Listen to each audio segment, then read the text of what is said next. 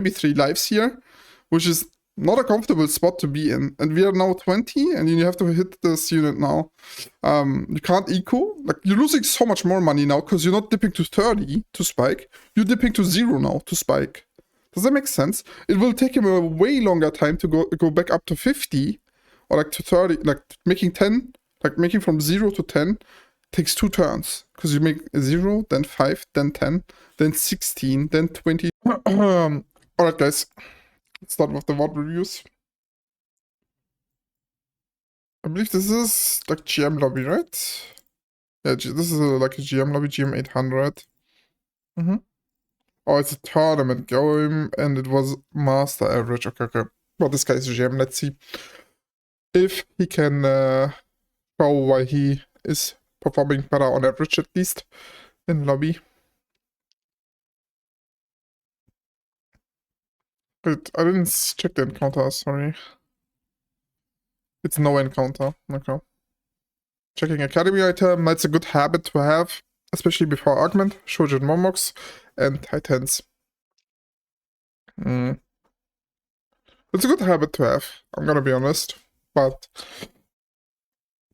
if you have no chance of playing it anyway, that game, it's kinda like whatever. But in a tournament game, I would check it instantly as well. If you play like that, I would probably only check it if I can play it. Like if I already have the units. Not a mistake or anything.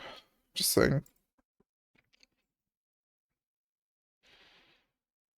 Okay, bow chain. With bow chain, I'm holding this Darius for sure.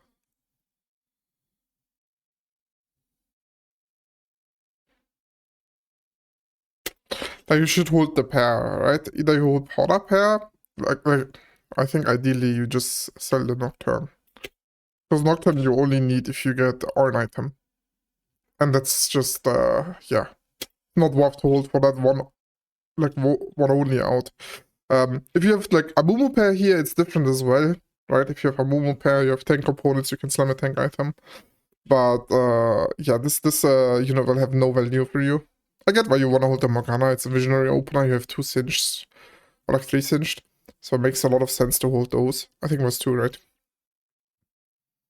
And yeah.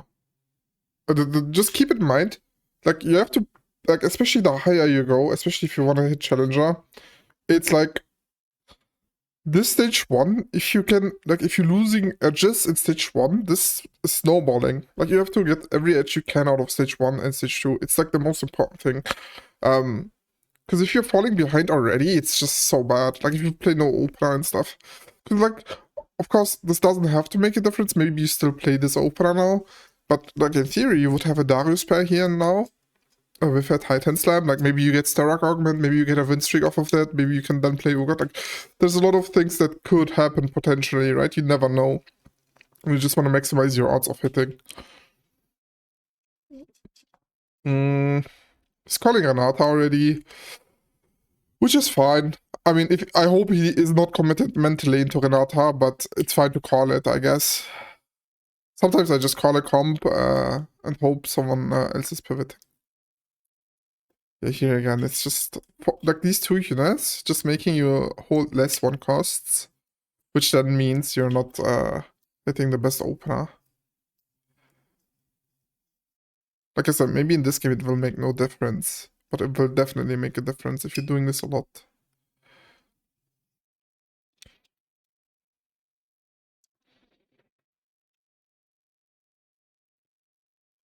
Let's see.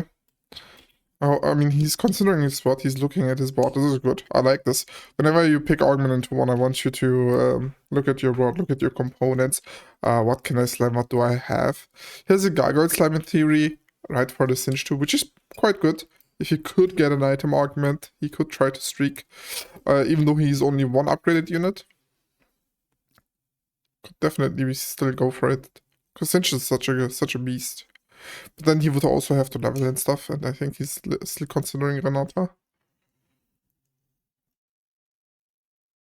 There's this one guy with Styrax augment, there's another Ogre player already. when I see this, I know instantly a lot of 2-cost reroll in this lobby. I like committing into 2-cost as well from here then.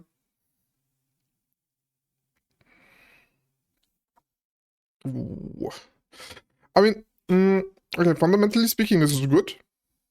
Because you pick something, like you pick an emblem, you pick a crest for a trait that you already have. That makes a lot of sense, right? You already have the 2-stars hinged. Problem now is like combining this with meta understanding. Sentinel crest is fine, but now you have to play Academy, right? You're not playing Renata from here anymore, which is okay. Like, I feel like this is fine. Because you get the red as well, right? So you just have to find another, like either Irelia or the other dude. No. Okay. The thing is here, no slam, right? You're not slamming Gargoyle off of Sentinel Emblem, and you have no other slam. I guess you would have Runance, but you would have to Runance your Singed, which is not great. I like this. From here we can go 2-speed, because I feel like the most important decisions happen till here.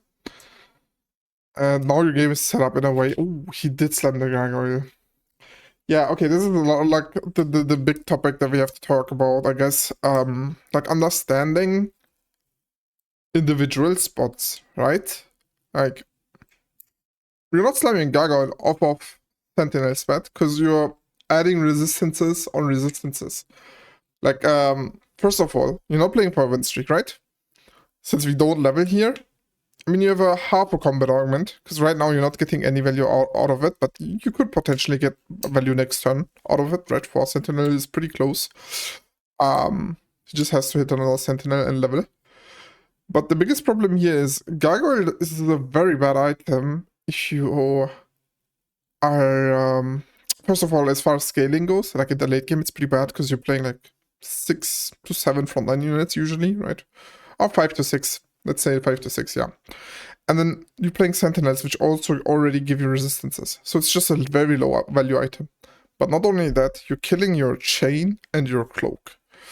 Chain is, of course, amazing for Sunfire, Bramble, Steadfast, even Vow to a certain degree. And Cloak kills your Spark, your Adaptive. Cloak is not as great, but Adaptive is pretty good for Heimer. Or your frontline items. It's like, okay, it's like a bit better of Gargoyles, but it's mainly adaptive for your backline and Spark. So you don't mind slamming the Cloak, but you really feel bad about slamming the Chain. That's why I don't think that's a good slam. Also, you're not getting any value out of it for this fight, right? If you just look at the fight, you can just wait here. It will make no difference for the fight.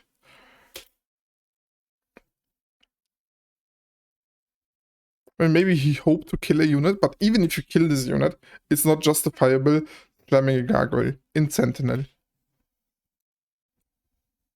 This is about the 2 modes I was talking about in the decision-making tree, right? Like, you have to decide here. Am I win streak? Yes, I'm slamming. Even if it's suboptimal. I wouldn't be mad if he slammed the Gargoyle here. If he got a lot of value out of it. Right, let's say he had like 3 visionary backline units. Let's say he has Morgana, Renata, and Vex, and he's just playing the Singe and puts his 2 Sentinel only, slams the Gargoyle and tries to win streak here. I wouldn't be mad at that. But this is not the case, right? This is not the spot. Which makes me... oh, he wouldn't be for visionary. I'm trolling because Singe is not a visionary. But you guys get the gist, right? Like, if you had realistic chances of winning fights, it's fine. But then you level as well. And then you try to build a strong board already. And he knows he's not gonna be win streaking. He just probably wanted to save HP, but this is not worth it. Like, the payoff from having suboptimal items here, it's better to greed, right? Sometimes it's bad to greed this items. Like, a lot of times when you have to play tempo, or where you have an opportunity to play tempo, it's usually just much safer. I don't want to say better, because like, it's very specific to every spot, but especially in this spot, it's just... you're not getting much out of it. It potentially could even grief your lose streak, right? You do want to get this lose streak. Saying the Vex is... I think I rather say Morgana, but that's very small. Oh yeah, no, okay, it's not small. I thought it's small. It's a Vex pair. You always hold the pair over the Morgana here. Like, I get what he's trying to do. He wants to get this 4 visionaries, but you're never selling that Vex pair. You keep the items on the Vex 2 over a Renata 1 as well. So you should always just itemize the Vex, because she kills units. Visionary. Like, if I could decide if I itemize Vex or Morgana first, before I have Renata, it's always Vex, because she saves HP. Morgana's way too slow.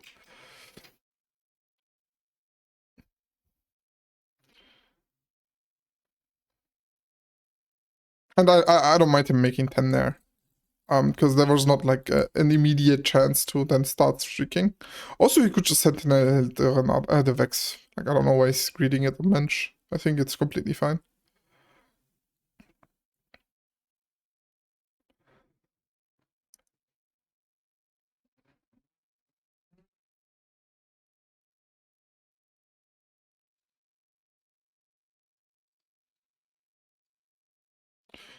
Yeah, he's just looking to play 6 Visionary for Sentinel, I guess.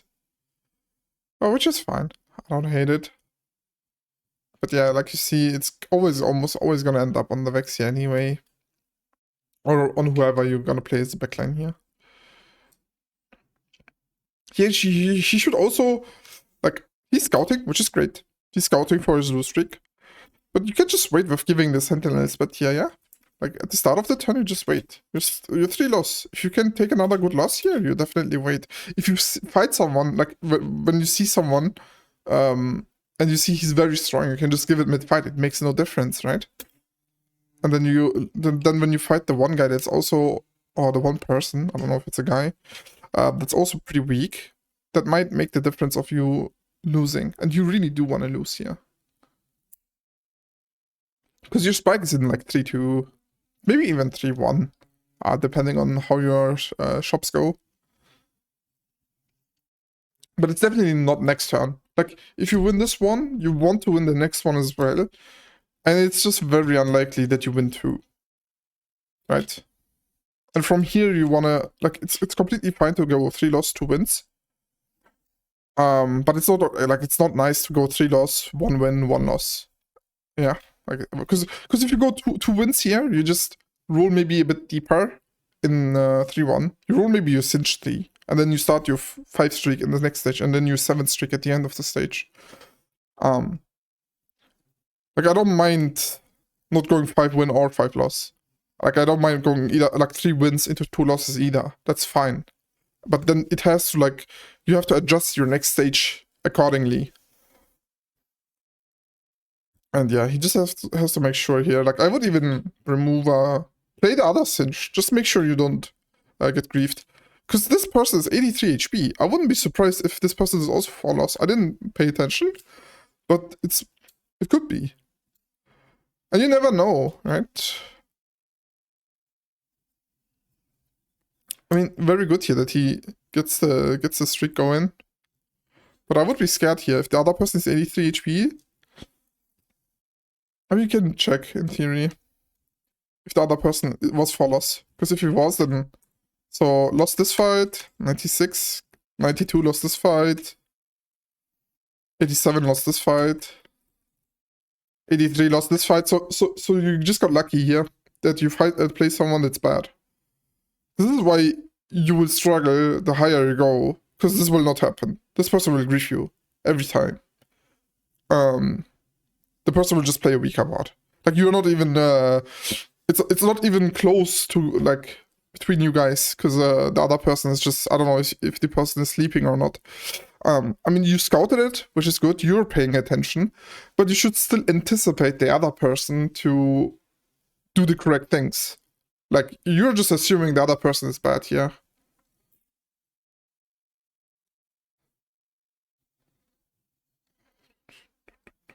Like, this person is also 4 loss, but plays a very strong mod, 2 upgraded units, an ambassador, an item slap. This should not happen.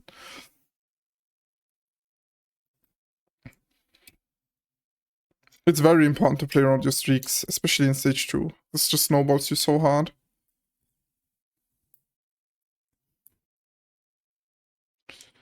And yeah, like, the augment choice, like, whenever you click trade augments, it's good. Don't get me wrong. It's not bad. But Like, because you had the units, but whenever you take this, like, you only take this if it's a very good, like, strong emblem for the meta and then lose streak with it. If you still, like, if you take something like Sentinel, which is not, like, very good in the meta, like, because there's not, like, great, like, there's a good vertical Sentinel bot, but that's Heimer. So if you have the Academy open, it's still fine to take it, I guess. Or, like, if you want to go towards it. But if you take this, you have to make sure, and it doesn't give you a high cap, you have to make sure you play stage 2 with it. Like, I'd much rather, in this spot, had a lose streak augment than this one.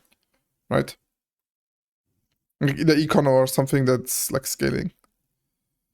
The person that's getting reviewed here is a GM player. It's a Jojo.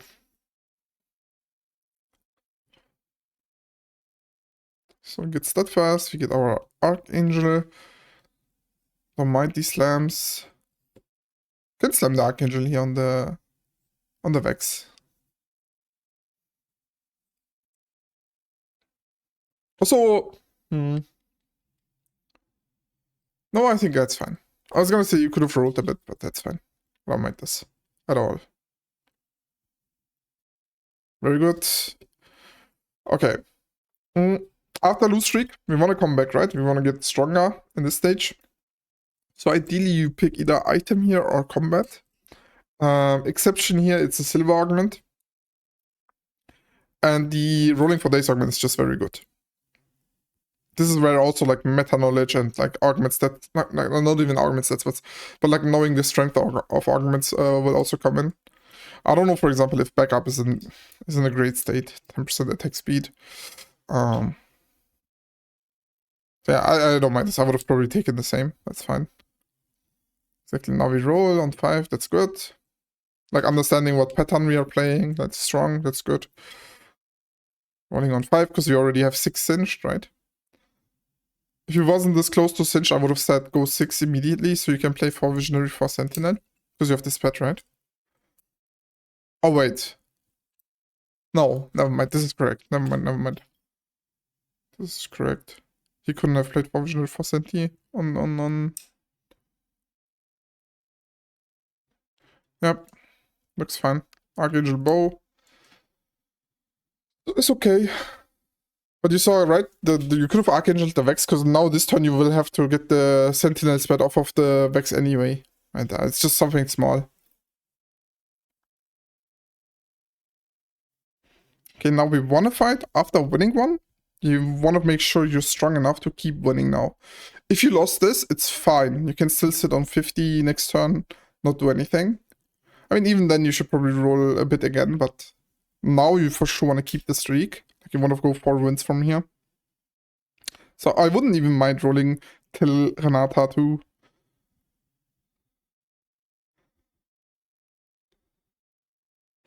Okay, we have to get rid of one thing. It's good. Yeah, here I don't mind rolling till 40, because you're 2 of cinched. You are 1 of rel upgrade. I think it's acceptable. Yeah, I think it's acceptable, but I also don't hate not doing it. Depends on your rotation. If you see, for example, this Apollo guy in your rotation, like you have to scout here to make the correct decision. Because like you also have to understand how strong you are in comparison to the other players. If you're confident you're gonna win anyway with this bot, it's fine to not roll, of course. But yeah, for example, you have someone in rotation with 6 scrap. Oh, he's not 6 scrap, he's 4 scrap, but here's a Corki. Like this sucks now. You'd much rather be like 30 here than lose your fight here. Because like let's say you roll 30, right? Very realistic, you either hit rel 2 or cinch 3 or both. Let's say you have 10 more rolls, right? Losing this fight will now cost you around 10 HP. And rolling 30 would have cost you 3 gold. And you keep getting gold for a win, right? Like let's say assume you would have won then. You get 1 gold for winning, and then 1 extra gold from streak money as well, so +2. So we would have lost 1 gold to save 10 HP. This is like very effective way of exchanging resource here, right? Like, TFT is always like a game of resources with HP and gold. And you can, they're like interchangeable. You can spend money to save HP, or you can sack HP to generate money, like we did in stage 2, right? And here it's just a very good exchange. It's just very, very effective to roll a bit of gold to gain some money, or like gain some HP. Holy, this memo guy kinda sounds smart for a change. What do you mean for a change? I'm a genius. Nashos is good. I think you'd rather hold the Vex than the Nunu here. I think Nunu upgrade is very expensive, and he doesn't do that much. Like making the Nunu 2 costs you 6 extra gold, right? And yeah, it's just not very effective.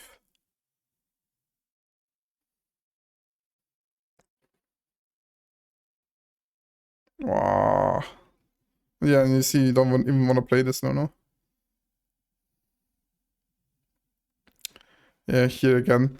This is a big problem. This is a mistake even Grandmaster players still make. Like this sitting on 50, not understanding when it's better to roll.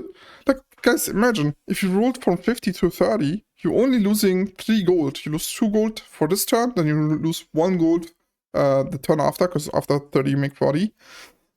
Let's see you roll till 32. So it's very cheap, right? Like the amount of interest you lose is not that much.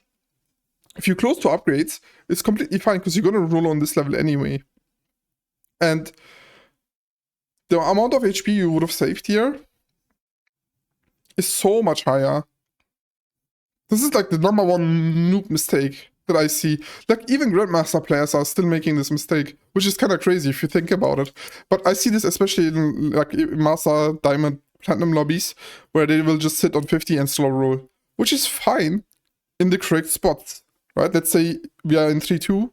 It's fine to do that in 3-2 because you're still on 6 slots at that point. So generating extra money from the lose streak. But here it's not acceptable because you're not on a streak anymore. And this is the point where you're spiking, right? Here you could have the cinch 3 already, which makes you stable enough to win pretty much every fight.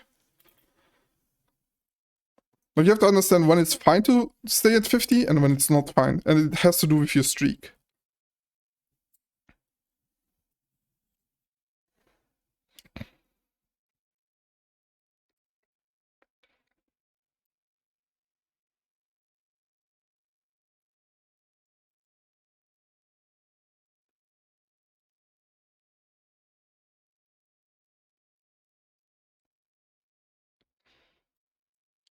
Now we drop a... Oh, we could win this, in theory. It's Ambassador carry. Oh, Ambassador's cheating. Got to you backline. Yeah, that's tough. Also, does she dash because of the cinched? Wait, I have to do some research for my own. Oh yeah, this only happens because the cinch dies. So if cinch is alive, like let's say it's a cinch 3, this doesn't happen either, you win this as well. So it would be 4 streak. Like all of these fights were kinda winnable. I guess the Urgot fight is the hardest, but even this is like kinda close. Like, because Renata, how Renata works is like, you're gonna keep your frontline alive, and like the stronger you are, the harder you beat people. That's a dumb statement or a dumb way to put it. Like if Renata player is stronger than you, he will just shit on you and you will almost kill nothing. But if Renata player is like similar power level or a bit weaker than you will just shit on him completely. Because Renata player is just a lot of AoE damage, and that's not great to be... like, because you're not saving that much HP with Renata, unless you have, like, unless you are like similar power level to your opponent. Ideally, you're always a bit stronger than your opponents, and you give them pretty bad losses. Also, winning these fights, let's assume you give everyone a 4-0 or a 5-0, so like beat them with like 4 units or 5 units left on your board, which is very realistic for a Renata player with a Cinch 3. You're also like getting the tempo of the lobby up, right? These guys will be lower HP, will have to all in earlier, will make the late game for them a lot weaker as well. Yeah, I'm pretty confident you could have won these. I get that you don't want to grief your eco, but you have to sometimes take the gamble, because it's a good gamble. Like, how much better would your spot be if you didn't win 3-2 now? Like, just think about that then.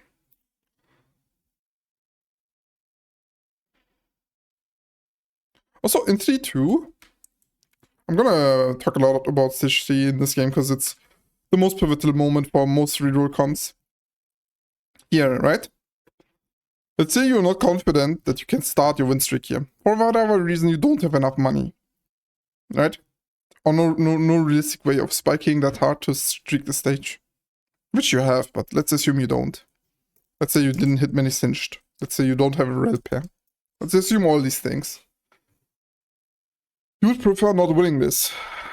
So, hold your slams, right? Don't insta-slam your sentinel spat here. Just wait to see your opponent. Because if your opponent is weak, we'll just sit here for a turn and wait with the Archangel Slam. You can just wait here and lose this one as well. Because it's much more money.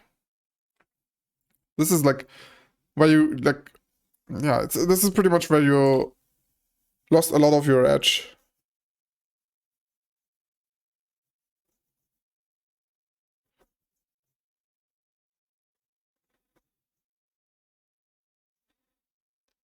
Pings the echo. Holy. Also, yeah, like I said in the beginning, Sentinel Spat is not great, exactly because of this reason.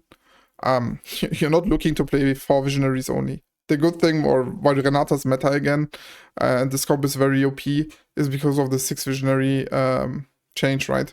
You just want to get as soon as possible to 6 Visionaries. And now you will need level 8 to do that. Usually you can put in 6 Visionaries on level 7. So if you take this, like if you take Sentinel, you make sure you have a very good fucking spot to win streak with it. So you can sack like on level 6 a bit to then go level 8 quickly. Like, I don't know if that makes sense for you guys, but the Senti spat is not the problem. The problem is that we played it with a lose streak. Even though I don't like the choice, like, because of meta reasons. Double Nashor is okay. I think he could have QSS'd. Yeah, I think he could have QSS'd, moved the QSS back, because he has a cloak on the cinched. And then play with belt around Sunfire. Which I don't hate. Yeah, it's fine. I mean, I don't mind that he didn't do it either. It's fine. Because, like, yeah, the Gargoyle Slam also made everything so awkward for him. Powered shields. Oh, we're getting bailed out. Obviously, very OP augment. Very, very OP augment. In this comp.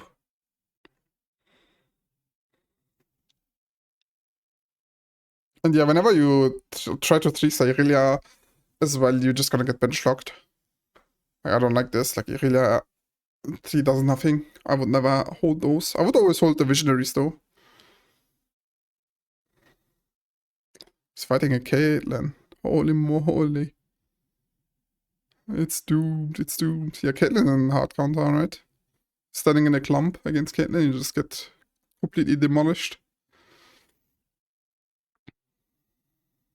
And now he feels the pressure, right? You see this, guys? Now he feels the pressure. We are 26 HP, right?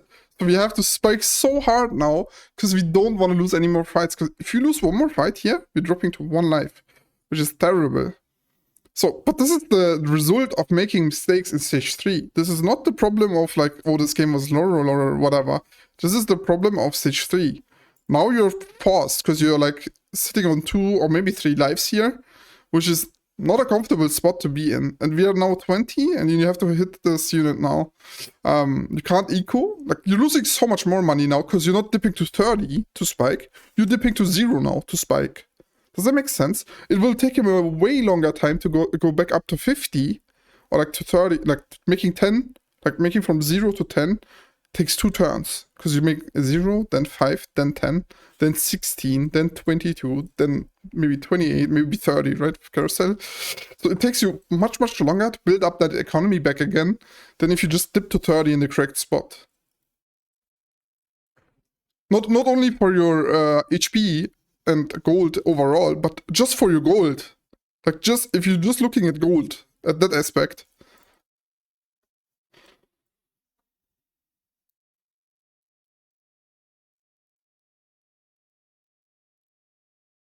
Wow, one of Morgana's where we hit nothing.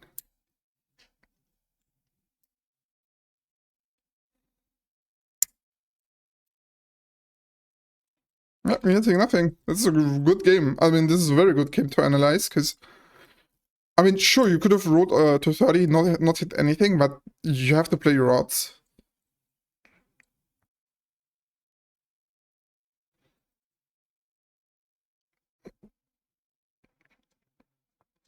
Oh, we took no slam here? I mean, I get you like the rumble, but you have to take a slam here. Like, now you have to slam the QSS, I think. Oh, we finally have our Renata. Yeah, I'm down to slam the QSS. Maybe we move one Nashors to the Vex. Or whatever, or the Morgana. Like, sitting on 3 components and 16 HP is, like, crazy. You just never get caught. Like you have to... Like I said before. You have to slam in the correct spots. When you want to win, you have to slam. Very different from the 2-1 Gargoyle Slam here. The 2-1 Gargoyle Slam, I'm all for not slamming. But here you have to slam. We also need some money to roll for the anomaly, so maybe get rid of some of your units on the bench. That won't happen anymore. Like the Ilaoi pair, I don't know what we're gonna do with that. Let's say we hit Ilaoi 2, just dropping the Rumble, but it's not even that much of an upgrade. It's not. Defense Expert. Yeah, this is low value for many reasons.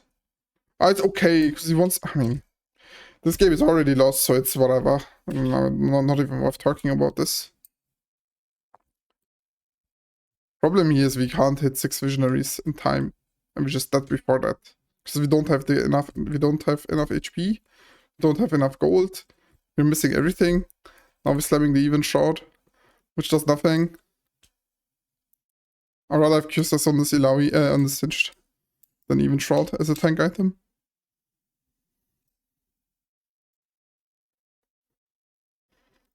Okay. Let's go to the end here. I don't think much will happen anymore, or like much decision making. Yeah. Get rid of the Even Shroud, build another Steadfast. Sure. I don't know if he had a Magic Pen. I mean, we don't have Magic Pen, we don't have Anti yet, by the way. Stage 5. Also a big problem for us. Okay, he's that here and went 8th. I think we can all agree that there was a lot of things we could have done different. And I know when you're playing these games yourself, you probably feel like you're low rolling very hard. But yeah, like it's not low roll. That was not low roll.